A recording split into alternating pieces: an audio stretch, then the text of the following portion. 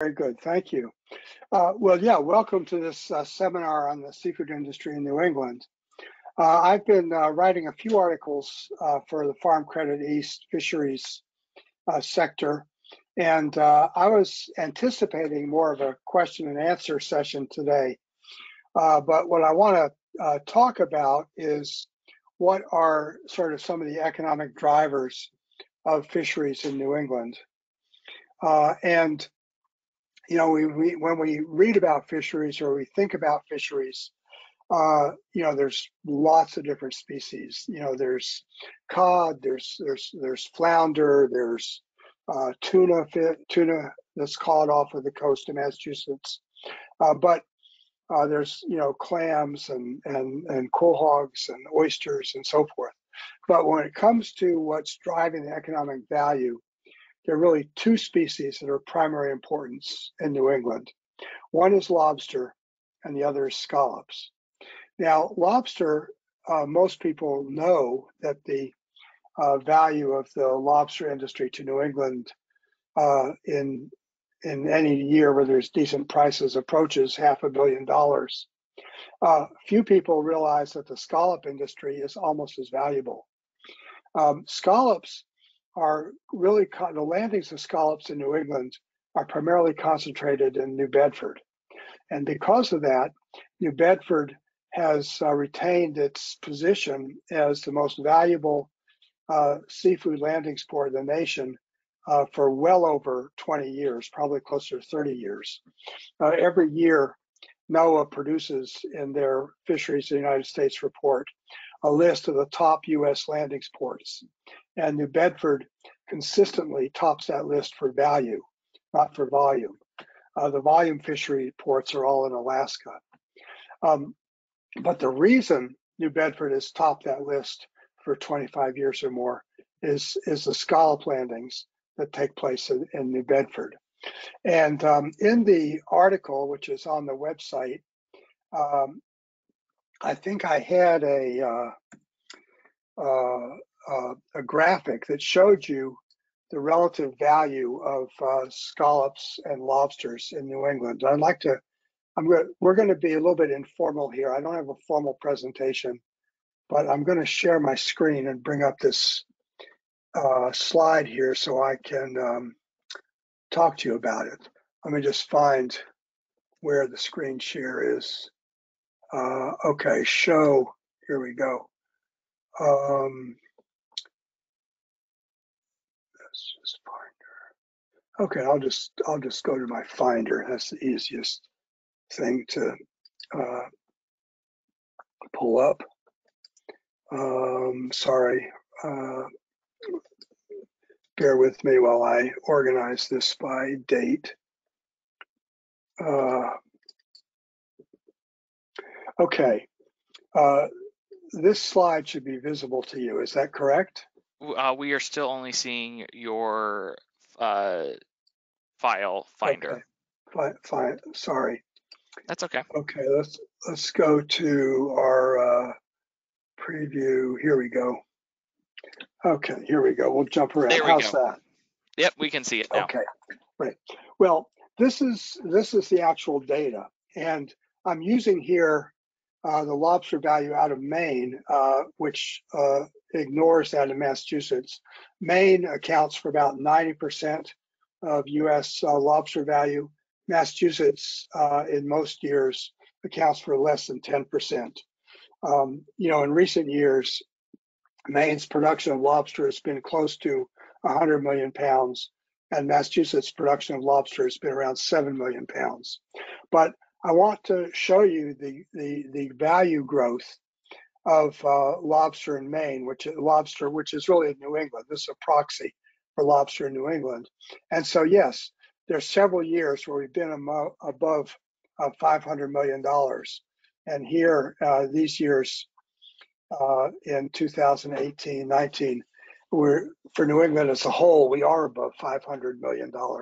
And of course, during the pandemic in 2020 and 21, the value shot up. But the value of scallops is actually not that far behind. And if you look at the scallop values, this is New Bedford, okay?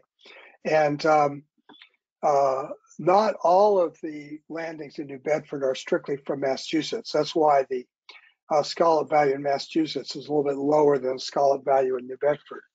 The other industry center of scallops is in Virginia, but a number of those Virginia vessels land in the port of New Bedford when they're fishing up in New England, and I'm not sure whether NOAA counts those as state landings within Massachusetts or not if the vessels are registered in Virginia. But in any event, this is the value in the port of New Bedford, I guess, which includes species other than scallops. And the orange line is the scallop value only. And you can see in 2021, scallop value alone was over $500 million as well. So these are the two drivers of sort of fishing industry value in Massachusetts. And the infrastructure of these two fisheries is quite distinct from the infrastructure of fisheries in other ports throughout New England. So if you go down to a place like Green Harbor, south of in Scituate, or if you go to Chatham, or if you go to Portland, Maine, you're going to see a collection of fishing boats. These boats are not primarily the scallop or lobster boats. They're mostly other types of fisheries, and they're very small scale. In most ports these days, there's only a very small number outside of Gloucester. I guess I should add Gloucester to this, but in most ports, there's a very small number of active fishing vessels, and they're fishing for mixed multi-species like, cod, haddock. Some of them might be dredging for clams, etc. But the scallop industry has a unique structure and a unique infrastructure to support it. The unique structure is that the boats in New Bedford are generally owned by companies that have amassed a large number of fishing licenses. And because there's been some efforts against consolidation, a boat cannot use more than, I think, 2 licenses with 2 separate crews. So most of these large scallop companies in New Bedford have 10, 15, 20, or 30 scallop vessels. And they're company-owned vessels. And the crews rotate through these vessels so that a company like Eastern Fisheries, for example, which is probably the largest of the scallop producers, will have a vessel that has 2 licenses on it, and the licenses are associated with different captains and crews, and those crews will rotate. So one crew will come in, operate the vessel for an 8 to 10 day trip. Then the vessel will come back, unload. Then another crew will come in, operate the same vessel for another 8 to 10 day trip, come back and unload, and so forth. So these vessels don't engage in any other fishery. It's not like they'll be scalloping for a few weeks and then go off and catch groundfish or anything like that. They're very particularly focused on the scallop fishery. The scallop fishery is done with dredges, and they do dig into the bottom with teeth. It's generally a muddy or soft sandy bottom where the scallop industry fishes, and the dredge is towed along the ocean floor, and it brings in the whole live scallop shell to be hauled up on deck. And the other thing that's different about the scallop industry is that scallops are landed as a already processed product, to the extent that the scallop is shucked and the shell is then discarded at sea. And so when you see a scallop in the store or something like that, what you're really looking at is the adductor muscle. That's just a white, strong muscle that clamps the shell together. And that's the only part of the scallop in North America that's harvested. In Europe, in France, for example, Coquille Saint-Jacques is a French scallop, and that they harvest whole, and they include not only the adductor muscle, but other organs in the scallop, such as roe. But anyway, because the scallop vessels are landing a processed product, they need crew on board to shuck the scallops once they bring the shells on board. And so typically to land a full trip over an 8 or 10-day period will take a crew of 6 or 7 or 8 men on board who are shucking scallops continuously as the scallops are brought on board. This is different than any other fishery in New England. So the scallop crews also tend to be concentrated sort of within that industry. You don't really crew on a scallop boat and then go out and crew on a groundfish boat. And the lobster industry has also its own infrastructure, in the sense that lobster vessels are generally smaller vessels, with the exception of sort of offshore vessels that can be slightly larger. They tend to lobster traps that they put in the water, and they're landing a live product. So lobstermen also don't normally participate in the other types of fisheries infrastructure. They're landing live product, which is trucked to dealers who specialize in selling live lobster. Now, to go back to scallops for a minute, what happens to the scallops when they're landed in New Bedford? Well, there's an auction in New Bedford, a privately run auction. It used to be run by the federal government, and then during a strike in the early 1980s, some entrepreneurs in New Bedford took it private, and there was some question as to whether the integrity of the auction would be maintained. But it has survived over time, and now most of the people in the scallop industry and in groundfish and flatfish in New Bedford will use it as a legitimate pricing mechanism for scallops. So some of the scallops, then, when the boat comes into shore, they can either land at the auction or they can land at the dock of the company that owns the vessel. And some of the scallops go through the auction primarily to establish a market price. And there is obviously room for some manipulation here, because if vessels decide to withhold scallops from the auction and try to sort of underplay the amount of landings that is really there, it can result in a potentially artificially higher price. But because there are multiple players, there isn't as much control over that as you might expect. But anyway, the auction is used to establish a scallop price. So then the vessels that unload, let's say at the dock of Eastern or some of the other companies there, like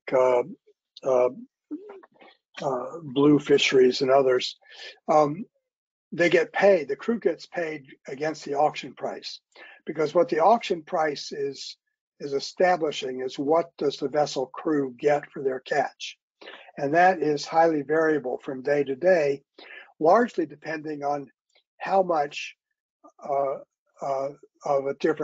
typical fish species are being landed, and the quality of the landings. And because much of the auction is focused on immediate sales of fresh fish into the fresh fish distribution sector around New England, it's trucked to Boston, it's trucked to New York, it goes to what used to be the Fulton Fish Market, but it's now in the Bronx. And the auction establishes the prices that the boats get for this fish. And so it's highly selective. And if too much fish is landed, let's say on a Friday when there's not going to be fully sold until Monday, the price is going to drop, because there's fewer buyers who want to hold sufficient fresh fish over the weekend if they don't have to. So anyway, so the scallop prices are generally volatile. The scallop prices are set by the auction, and the companies that control the scallop boats do have some discretion about how much volume they put through the auction in a given day or given week. And for example, if 2 or 3 scallop boats are nearing the end of their trip and they're working with the same company or with related companies, they'll coordinate the days they come into port. They won't all come into port the same day. In the old days, before this type of consolidation, it was very much a crapshoot for the individual vessel when they came into port. They really wouldn't know how many other vessels were landing in New Bedford that day. And if they had bad luck, and let's say they were expecting 2 vessels and 4 vessels showed up, all of the crews of those vessels would get lower prices. Anyway, that's let me just talk a little bit about how scallops are used here in the marketplace. I told you how they were shucked and sold on board. I want to now talk about what the incredible success has been of the scallop management in New England. And so I'm going to, let's see, I'm going to close this preview and I'm going to bring up, if you just bear with me while I do the screen share here. You bring up, oh, okay, I got to go back here, bring this up. Okay, now we're going to go back to our preview. There we go.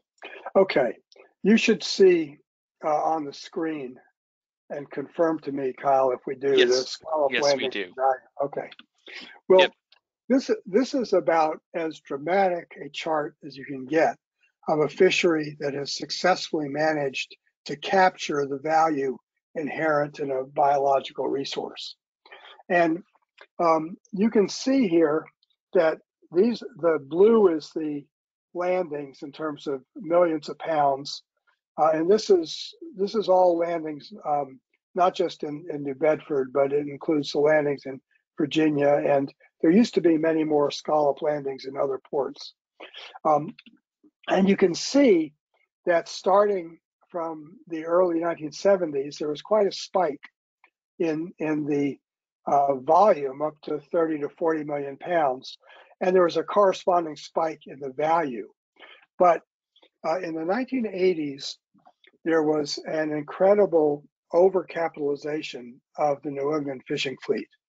And what had happened was that, and this goes back to my history. I started in the industry in 1978, 79. We had just successfully established the 200-mile limit through the Magnuson-Stevens Act, and we kicked out the foreign fishing fleets, which for the prior decade, primarily Russian fleets were parked 12 miles off the coast of Gloucester and off the coast of Cape Cod and so forth. And the Russians at that time used a very destructive type of fishing called pulse fishing. And what they would do is they had fleets, trawler fleets, that would go around the world to particular fishing grounds, and they would very heavily fish those grounds for a 3 or 4 year period, essentially decimating the fish stocks. And once they'd taken all the stocks that they could in that particular area, they would move on to a completely different area of the world. And this is what was going on off the coast of New England in the 1960s. And this is what the 200-mile limit and the Magnuson Act was designed to prevent. And the US was a late adopter of the 200-mile limit because the Department of Defense and the State Department were very much opposed because they thought it would impede navigation and impede their control on the high seas. But eventually they came around, and the US followed the lead of other countries and established this 200-mile limit. But once the Russians were kicked out and this 200 miles was now under American management, there was a rush to capitalize the fishing industry here. There was hundreds of vessels that were brought into this fishery. There was a huge increase in the number of fishermen who were actively fishing. Vessels were landing in ports up and down the coast, and very rapidly they became guilty of overfishing as well. And so when the National Marine Fisheries Service tried to impose quotas or catch limits in New England, there was essentially rebellion on the part of the fishermen who said, wait a minute, you just gave us access to our fishing grounds, and now you're saying we can't catch fish. And it led to meetings of the Fishery Management Council, which is the body that establishes these rules, where hundreds and hundreds of fishermen, angry fishermen, would be protesting. And in what I think was a incredibly fateful mistake, in 1982, the Fisheries Council backed down. And instead of saying we're going to manage our fisheries with hard quotas, they said, okay, we'll take away our quotas. We'll try to find some other way to manage it. And this was a disaster because it very quickly led to a situation of overfishing. And you can see what happened in the scallop industry between about 1987, 88, and 1990. There was a significant retrenchment, a significant collapse. And by 1994, there was basically a war going on between the scallopers and National Marine Fisheries Service, in the sense that National Marine Fisheries Service was trying to impose stricter and stricter limits. And although they did have a quota, they did have a system that allocated the number of days at sea that a boat could fish. And so they were ratcheting down the number of days per year that an individual vessel could fish to, maybe an entire year they could only fish 30 days or even 28 days. And that was getting very uneconomical for the vessels. And so there was kind of a crisis. But at the same time, some of the vessels working with people at UMass Dartmouth said they thought there was more scallops out there than the National Marine Fisheries Service was seeing in their trawl surveys. And this was undoubtedly true because a trawl survey is not a very efficient way to capture scallops. They wanted to use a photographic method. And so what they did was they took sections of the primary scallop grounds in Georges Bank and other areas and did bottom photographs. And they actually counted the physical scallops that they could see in these photographs. And then they used that to estimate the commercial size of the scallop, the biomass, et cetera. And in 1994, they proposed to nymphs that nymphs accept this as a scientifically valid way to understand the biomass of the fishery, and nymphs agreed. So there became a kind of joint management system where NOAA set up a series of closed areas which were off limits to all scallopers, except when NOAA determined that the biomass and the density and the growth of the scallops made them ready to harvest. This was the result. This is what happened as soon as those closed areas were introduced. This is 1998. And you can see the incredible spike in value. And the reason the value spiked is because scallops are valued by size. So the larger scallops, which we count per pound, like you can say under 10, a U10 scallop, or you can say 12 to 16, which means there's 12 to 16 scallops per pound, or you can say 16 to 20, or 20, 30, or 30, 40. Well, in the wild harvest, you're getting a consistently smaller scallop because you are harvesting scallops before they could grow to their larger size. So a wild scallop harvest was landing scallops in the order of 20 to 30 count scallops, whereas a 10 to 20 count or even a 12 to 15 count scallop would have been much more valuable. What the closed areas did was they protected the scallop growth so that the closed area would be monitored with this photographic system, and the scallop, it would not be open to fishing until the scallops were at a sufficient size that a significant percentage would qualify for being large scallops. At that time, they would open it for fishing, but it was not a free-for-all. The way that NIMS managed the volume was that for each license holder in the industry, they would be assigned a certain number of trips per year, 1 or 2 trips possibly, and a certain number of pounds that they could take per trip. So based on the abundance of the scallops and what the resource would sustain, NIMS might say, okay, in the year 2000, you can make 3 trips to the elephant trunk. All these areas have names, to the elephant trunk area. And on each of these trips, a vessel, a license holder can take 15,000 pounds. So that's a 6 or 8 day trip. Okay. So the vessel owners and the quota holders had certainty.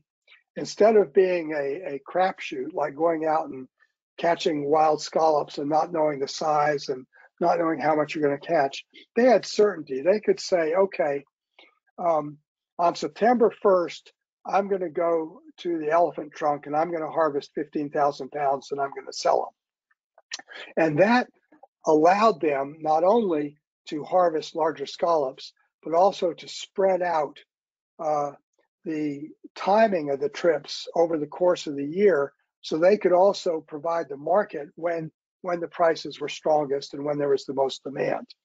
And so the combination of those 3 things, the closed areas that protected scallop growth, led to a higher overall size and better capturing the value and the growth of scallops.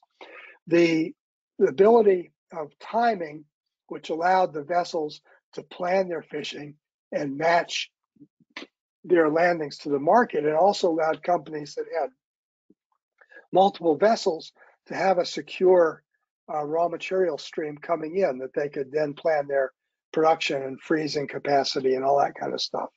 And finally, the the closed areas gave NOAA a very robust tool for managing the biomass and avoiding overfishing, because they knew if they allocated 15,000 pounds per trip, and let's say on the gross level there was going to be 300 trips, they knew exactly how many scallops are going to be removed from that area. And after that, sometimes the areas were open 1 year, 2 years, sometimes they were closed after 1 year. Then the area would be closed for 3 or 4 years while the scallops regenerated and grew to a good market size again. And so those combinations meant that the value of the industry, you can see here, it's doubled since the high point in the 80s and 90s, and it's tripled from what it was in the 50s and 60s. And that is almost unique in terms of fisheries in New England. The only other fishery I think that could rival this in terms of increased value is the lobster industry. But scallops is the poster child for this type of cooperative management. So scallops have a natural variation in terms of their abundance. And so the total landings available in a given year are going to go up and down. But that cycle is now well understood by the industry and very predictable. And so people have adjusted to using the scallop resources there. And in the years when it's, let's say, a lower volumes, people know that in 2 or 3 years, when more closed areas open, the volumes will go up again. So that's facilitated a lot of outside capital investment into the scallop sector, because most other fisheries do not have clear visibility as to what's going to be the value of the item 3 or 4 years into the future. Whereas the scallops, because of this robust history, they do have that visibility, and that's promoted additional capitalization and the facilitated, let's say, the consolidation of the industry in New Bedford. Let me just see here what other items I want to mention about this. Oh, yes, this is a picture I want to bring up here. Okay, I'm going to just bear with me while I bring this screen up. Okay, now I don't know if you see this domestic landings chart yet. If not, I will. We still just see the scallop landings and values 1950 through 2020. Got it. Okay, let me close that. Now let me go back to preview. Okay, here we go. Now we can see it. Yeah, good. This is what I wanted to illustrate here about the variability of domestic landings. This was March, April, December. The scallop fishing season runs from, it opens at the beginning of March now. It used to open, no, it opens at the beginning of April now. It used to open at the beginning of March, and it runs until the end of the year. And there's kind of a specific pattern of landings, but this goes from 2014 to 2022. And you can see that, we have a period of rising biomass, which means that there's more trips being allowed into these closed areas. Instead of getting one trip a season, a vessel might have 2 trips or 3 trips. They might open 2 closed areas at the same time instead of just one. And then we see the natural decline here. And this is now projected, again, based on the photographic surveys and the knowledge of the size of the scallops that are, scallops sit on the bottom and they don't bury themselves like a clam does. And so if you're looking at a sandy or muddy ocean bottom, you'll see the individual scallops sitting on the floor almost like dinner plates. And that's what allows you to count the average size and understand what the growth is. You can also see sometimes the fishery is deemed that the scallops are too crowded and they're not going to grow well unless they're thinned out. And so nymphs might authorize a very quick trip into a closed area with a relatively low total volume to just thin out the scallops so they'll grow larger and have more room to grow. It's like farming in that sense. But anyway, people are very used to this cyclical demand, and the next few years, we're basically at this point in the cycle here, and the next few years we're expected to build up the biomass again. So scallops are going to be more available and prices will respond. I think, Kyle, at this point, I'm going to stop this focus on scallops, and I'd really like to ask, I'm going to bring back myself here. I'll stop. How do I end the screen? Stop sharing screen. Okay. Yeah. I'll bring back myself and see if we want to talk here about any other fisheries of interest in New England. Yeah, so the first question I have is, what are some issues facing Northeast ground fishing? Are the allowable catch levels adequate to keep up with smaller operators viable? The biggest problem of Northeast groundfish is climate change and the failure of the regulators to get ahead of it, I guess. We have extremely low catch quotas on cod right now. And cod used to be the mainstay of groundfish in New England, cod and haddock.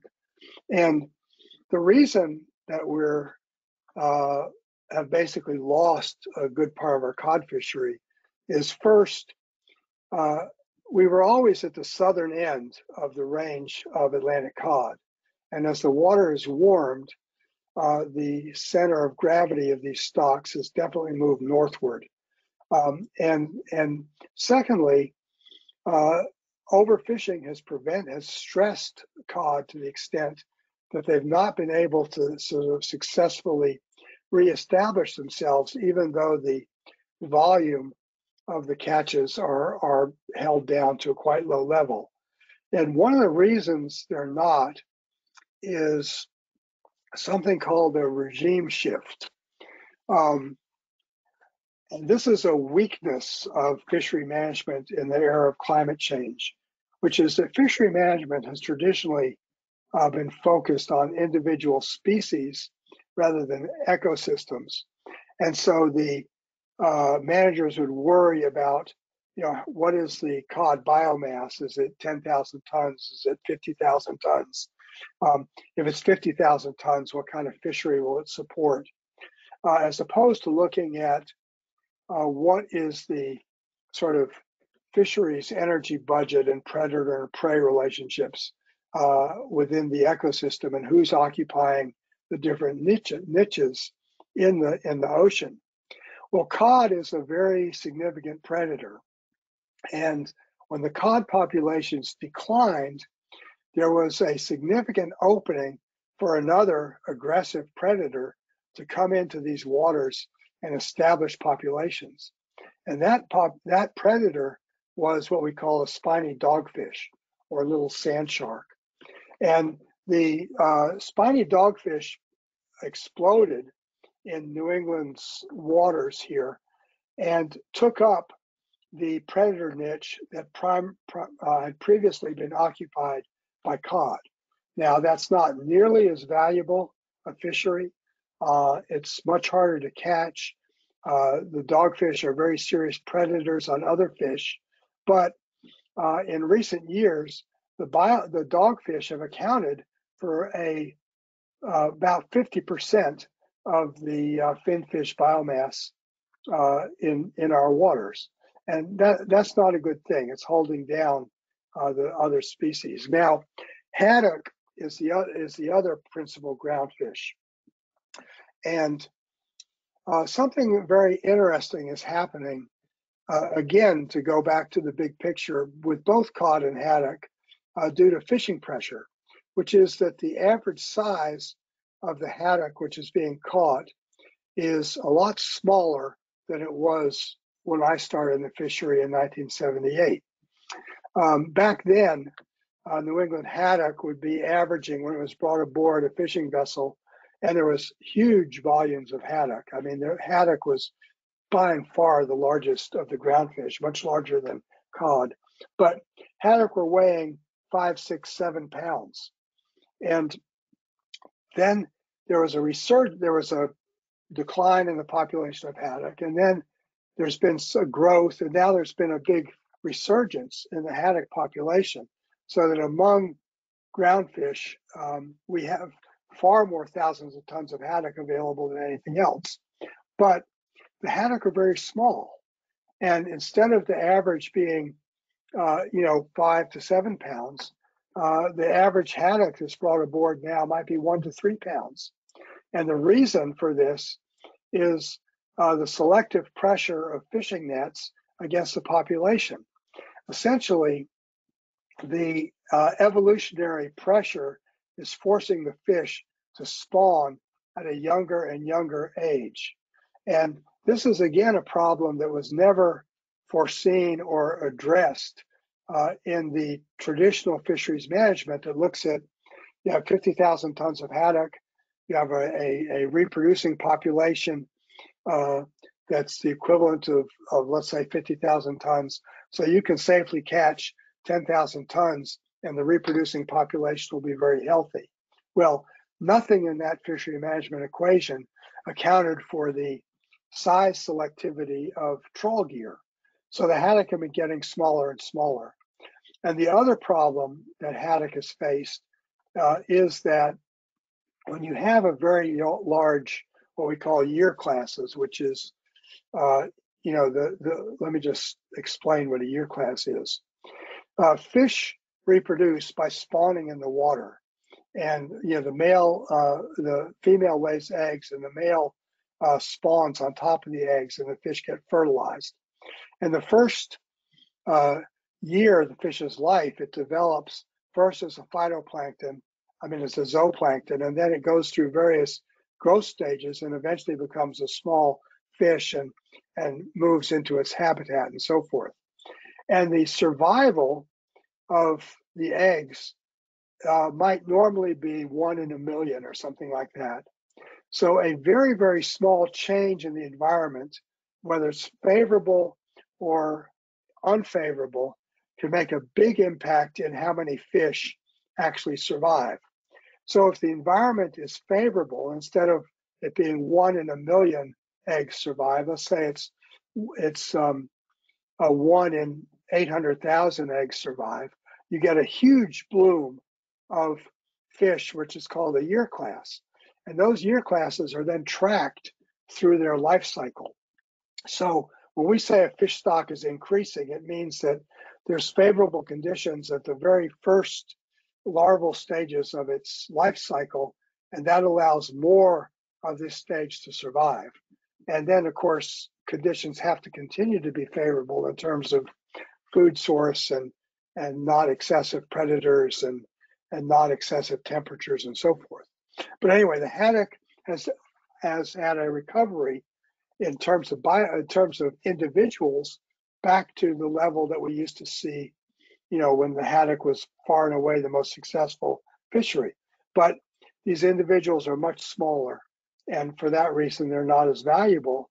And as a result, most of that haddock has never been caught commercially because the commercial vessels can't make enough money focusing exclusively on that haddock. So out of that maybe 30, 40, 50,000 tons available to catch, and these figures are just a few years old, I'm quoting from memory, New England would be lucky to land 20,000 or 30,000. That's a high number out of the 50 or 60,000 available. So that's one problem, is that the fishery is kind of changing underneath the fishermen. Other examples of groundfish fisheries that are used to be very strong that are now very weak are all the flatfish complex. Yellowtooth, not yellowtooth, that's a West Coast species, but yellowtail flounder, fluke in the mid-Atlantic, a winter flounder, gray sole, black flounder. All of these are New England species, and they've all been hit hard by stock declines without a lot of significant recovery. And some of these fish are bycatch, like the scallop industry has to have an allocation of yellowtail flounder as bycatch, otherwise they couldn't operate. So to answer your question, groundfish fisheries have become such low volume fisheries that they really have to be sold almost exclusively into fresh and local markets. So the vessels that are able to supply, let's say, a local Whole Foods, or able to go into some local restaurant distribution, are able to get decent money from their groundfish. But anybody who tries to make a living on groundfish on industrial scale, there's only a few companies that can really do it these days. And groundfish, I talked about the New Bedford auction being supported by scallops. There's also groundfish that goes through the New Bedford auction. And there used to be other auctions in New England for groundfish as well. There was a Boston auction at the Fish Pier. There was an auction in Gloucester, again for groundfish, privately run. There was an auction in Portland, Maine, sponsored by the city of Portland. All of these auctions have basically shut down or operate only sporadically because they can't even generate the income necessary to pay the overhead of running an auction because there's such a lack of volume. So the ground fisheries have really become kind of boutique fisheries. And we always hope that we're going to see some resurgence.